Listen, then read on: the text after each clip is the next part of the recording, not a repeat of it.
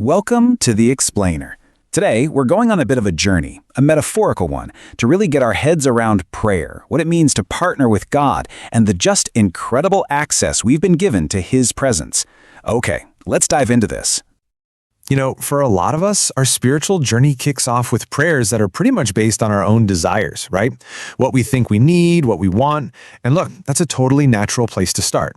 But that kind of prayer only gets us so far. There's a transformation that can happen, one that takes our prayer life to a way deeper level, moving it from just a list of requests to a powerful partnership.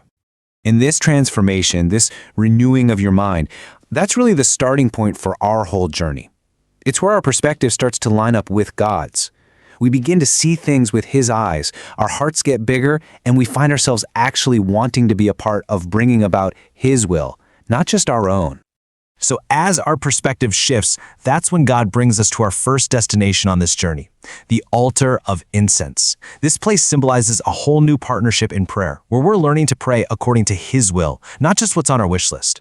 Now, the instructions for this altar were super specific. This wasn't some special occasion thing. It was a constant, perpetual offering. It was happening every single morning and every single evening, like clockwork, a regular rhythmic act of worship. So what's the big deal? What's the spiritual significance of all this smoke and fragrance? Well, here's where it gets really fascinating.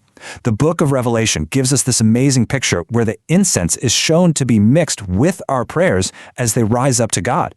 It symbolizes this constant communication, praying without ceasing. It keeps us close. It allows Him to guide our steps, our words, and our actions. And this is the ministry of the altar of incense. Jesus even says He doesn't call us servants anymore, but friends, because a friend knows what the master is up to.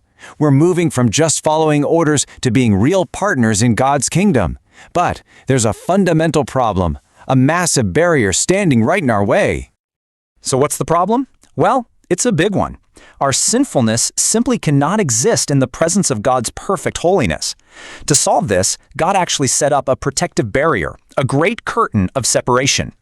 And this barrier was the curtain. Just get a load of these dimensions. 15 feet high.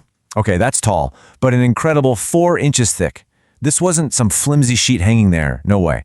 This was a serious, unmistakable boundary, and it separated the holy place from the most holy place, which is where God's presence actually dwelt. And this really highlights the curtain's double duty. See, the Hebrew word for curtain actually means to hide or to shield. So on one hand, it hid God's consuming holiness from sinful man. But at the exact same time, it shielded man from certain death in the face of that perfect holiness. It was a barrier, yes, but it was also for protection. Okay, so how could anyone possibly get past this thing, this impenetrable barrier? Well, the solution isn't about us trying harder or being good enough or following more rules. No, the solution is found entirely in the work of Jesus Christ, our great high priest.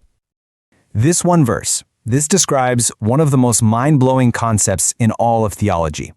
It's often called the Great Exchange, and it is the key that unlocks the way right through that curtain.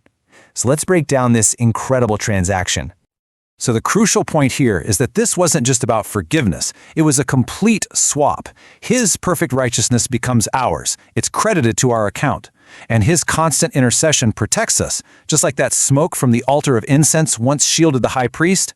And this incredible fact makes that old, thick curtain of separation completely obsolete. So this was the old reality, a heavy, physical, unmissable symbol of the spiritual divide between a holy God and sinful people. And it was absolutely necessary for protection. And this is the new reality. And it changes absolutely everything. The barrier is gone. It's obsolete. Which, of course, raises a really important question. What does this new reality invite us into? What's waiting for us beyond the curtain? So we've finally arrived at the final destination of our journey. Because the way is now open, we're not just invited to kind of peek in from a distance. No, we get an invitation to enter, to walk right into the very presence of God Himself. What a stunning invitation. The word here is confidence, boldness, to enter the most holy place. And notice how it says the way was opened through the curtain, which it then identifies as Jesus' own body. His sacrifice literally tore the barrier down. And why this matters is just the sheer scale of this privilege. Think about it.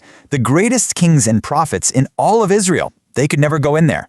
Even the high priest could only enter once a year and with extreme life or death caution. But now the invitation is for us, for you, to draw near. Look, God's holiness hasn't changed one bit, but because of Jesus, we have been changed. His sacrifice is the one and only reason we have this unbelievable open access. So the whole journey leads us right here.